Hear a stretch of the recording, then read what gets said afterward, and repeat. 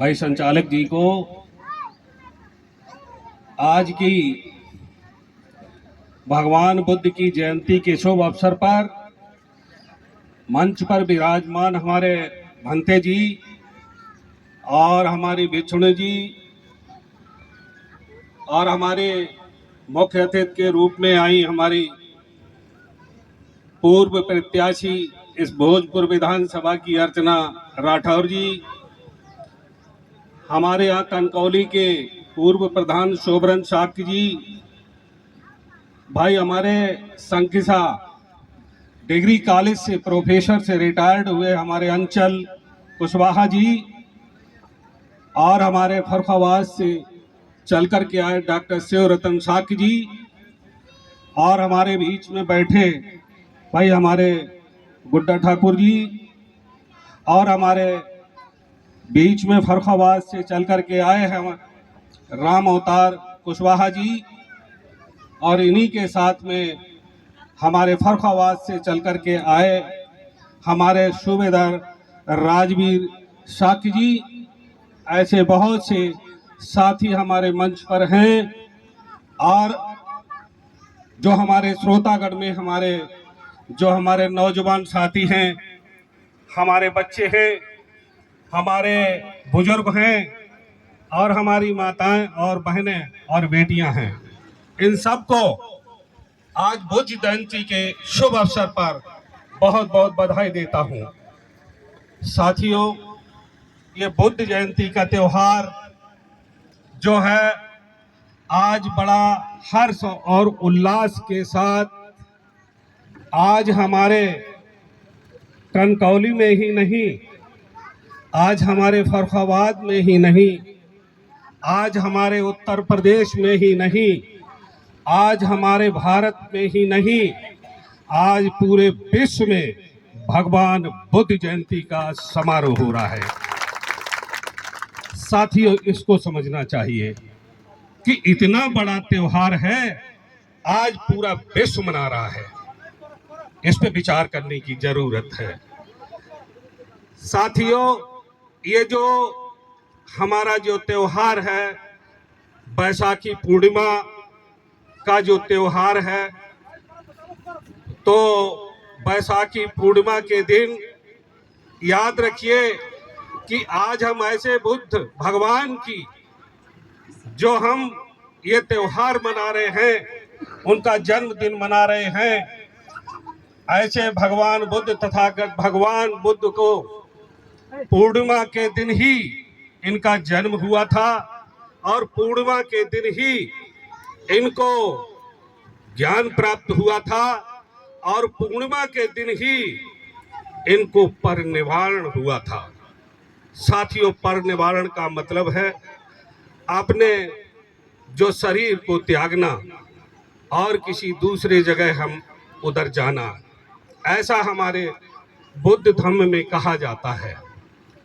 तो साथियों, इस तरीके का ये त्योहार हम मनाते हैं, और ये भगवान बुद्ध की बारे में अभी हमारे कई वक्ताओं ने बड़ा अच्छा उनका बताया है कि उनका जन्म कैसे हुआ, और उनको कैसे वो राज्य से जो है वो अलग हुए, कैसे वो राज्य छोड़ करके जंगलों में चले गए बुद्ध की प्राप्ति के लिए। ऐसा बहुत से हमारे साथियों ने कहा है। साथियों, आगे के बारे में मैं बता रहा हूं कि यही ये भगवान बुद्ध जो है, इन्हीं को जो है अपने जब घर से जब बाहर जंगलों में गए, बुद्धित्व की प्राप्ति की, और बुद्धित्व की प्राप्ति करने के बाद इन्होंने जब अपना संदेश दिया, अहिंसा का है, मानवता का है, चोरी का है, नहीं करना है, सत्य बोलना है, व्यभिचार करना नहीं है, ऐसे बहुत से जो है इन्होंने अपने संदेश को मतलब जो है चारों तरफ भेजा है। इसके साथ में आपको याद होगा कि जब सम्राट अशोका एक हमारे अखंड भारत के जो राजा हुए थे, उन्होंने भी जब इनके जो विचारों से खुश हुए, तो उन्होंने भी जब अपना राज्य से जब अपने राजा से अलग हुए, तो उन्होंने धम्म को अपनाया था और यहाँ तक धम्म को अपनाया था कि उन्होंने अपने पुत्र महेंद्र को श्रीलंका में भेजा था।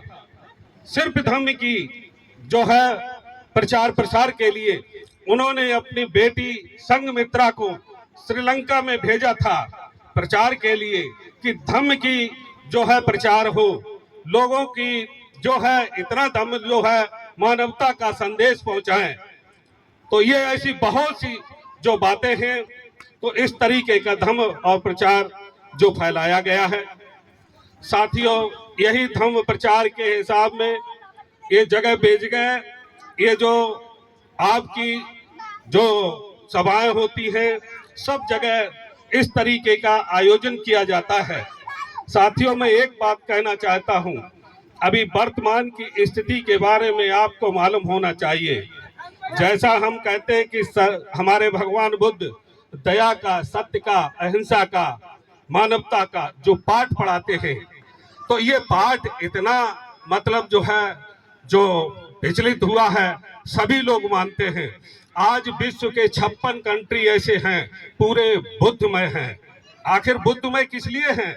वो भगवान बुद्ध के ज्ञान से प्रेरित होकर के मानवता को जो उन्होंने संदेश पहुंचाया है, और यही संदेश कोई जरूरी नहीं है कि किसी जात व्यक्ति का ये बारे में हो, ऐसा कुछ नहीं है।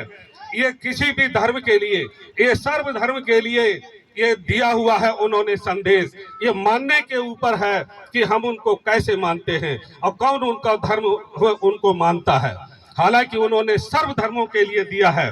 आज हमारे भारत में, आज हमारे प्रधानमंत्री जी जब बाहर जाते हैं, जब कभी विदेशों में जाते हैं, तो हमारी भारत की पहचान इसी बुद्ध से होती है। वो कहते हैं कि मैं उस धरती से आया हूँ जहां पर भगवान बुद्ध ने जन्म लिया है, और भगवान बुद्ध का संदेश है सिर्फ शांति। और मैं जब भारत से जब आपके देश में आया हूं, तो मैं एक शांति का पैगाम लेकर के आया हूं। ये शब्द कहते हमारे देश के प्रधानमंत्री जी। साथियों, एक वाकया है, आप न्यूज चैनलों में आपने देखा होगा, वर्तमान में जो अभी युद्ध हुआ था इजराइल का और ईरान का, काफी भयंकर हुआ था, कई महीनों से चल रहा और अब भी चल रहा है। और यहाँ तक की संभावना था कि ये विश्व युद्ध में तब्दील होगा, ऐसा युद्ध हुआ। अब जब ईरान की तरफ से भी उनके सपोर्टर जो हैं वो देश, वो भी उनके तरफ आ गए, इधर इजराइल की तरफ जो सपोर्टर हैं वो भी आ गए, तो वो एक दूसरे पर गोलाबारी करने लगे।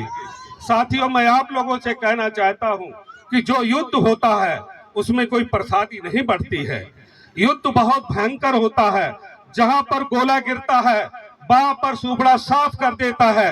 वो नहीं देखता है कि इसमें हमारे कितने मानवता की हत्या हुई है, कितनी हमारी प्रॉपर्टी की हत्या की है, कौन से स्कूल में गिरा है ये बम और कौन से ये जो हॉस्पिटल में गिरा है, ये नहीं देखा जाता है।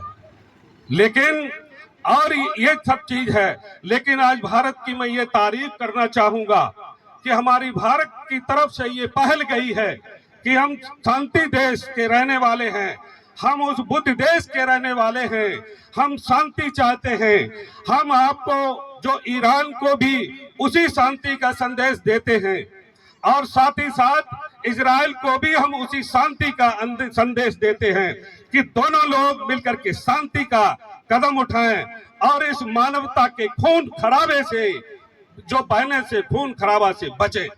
ये संदेश था हमारे भारत का। ये बहुत अच्छा कदम है जो आज हमारी भारत की तरफ से ये पहल हुआ, और होना भी चाहिए। जहां जो देश जो इसमें आहत हुए उसमें बहुत नुकसान हुआ है, तो ये हमारे लिए बहुत बड़ी जो है बात है हमारे भारत के लिए। साथियों, मैं एक बार में जरूर आप लोगों से कहना चाहता हूं, हम जो है बड़े दुख के साथ ये बात कहना चाहता हूं कि जिस देश में हमारे बुद्ध हैं और हम शांति का संदेश का पैगाम पहुंचाना चाहते हैं, और हम क्या, हमारे जो धर्म के अनुयायी सब कहते हैं, हमारे देश के लोग कहते हैं कि हम उस शांति का संदेश पहुंचा रहे हैं। हमारे प्रधानमंत्री जी कहते हैं कि हम शांति के दूत हैं, हम शांति चाहते हैं। ऐसा एक हमारा जो देश है हमारे बुद्ध के नाम से फेमस है। लेकिन साथियों, दुख तो इस बात का है कि जब भी आज पूरे देश में देखा होगा आपने, फेसबुक के माध्यम से भी कई हमारे बुद्ध भगवान की जहां पर ये बुद्ध जयंती का कार्यक्रम हो रहा है, उस जो कार्यक्रम को परमिशन नहीं दी जाती है। लोगों को बड़ी परेशानी का सामना करना पड़ता है। तो ऐसा आखिर क्यों है? यही नहीं होना चाहिए। अगर हमारा देश शांति का पैगाम तो देता है आपके पूरे विश्व में, तो कम से कम शांति का पैगाम हमारे भारत में भी होना चाहिए कि हम भारत में रहते हैं, हम शांति चाहते हैं। तो आज जो परमिशन न दे करके हमको क्या दिखाना चाहते हैं? हम अपनी भारत सरकार से ये बात कहना चाहता हूं कि इसमें कम से कम ये सुधार लाएं कि जहां अगर हम जिस भगवान की जो हम तारीफ करते हैं तो उसके हम अनुयायी भी बने। ये हमारे लिए बहुत बड़ी बात है। साथियों, ये बात मैंने जो आपके बात में रखा है, मैं ज्यादा न कह करके मैं अपनी बात को यहीं पर विराम देते हुए, आपके वक्तागण और भी हैं, मैं उनके लिए जो है समय देता हूं। आपने हमारी बातों को सुना और अब विशेषकर आज हमारी माताएं बहनें की संख्या सबसे ज्यादा है और हमारे पुरुषों की संख्या बहुत कम है। हम अपनी माताओं बहनों को बहुत बहुत धन्यवाद देता हूं कि ऐसे पर्व, ऐसे पावन पर्व पर आप आकर के हम लोगों की बात बहुत अच्छी तरीके से सुन रहे हैं। इसलिए माताओं बहनों को हमारी तरफ से बहुत बहुत धन्यवाद, बहुत बहुत धन्यवाद। जय हो, जय तथागत और जय भीम और जय भारत। धन्यवाद। बहुत बहुत धन्यवाद कैप्टन साहब।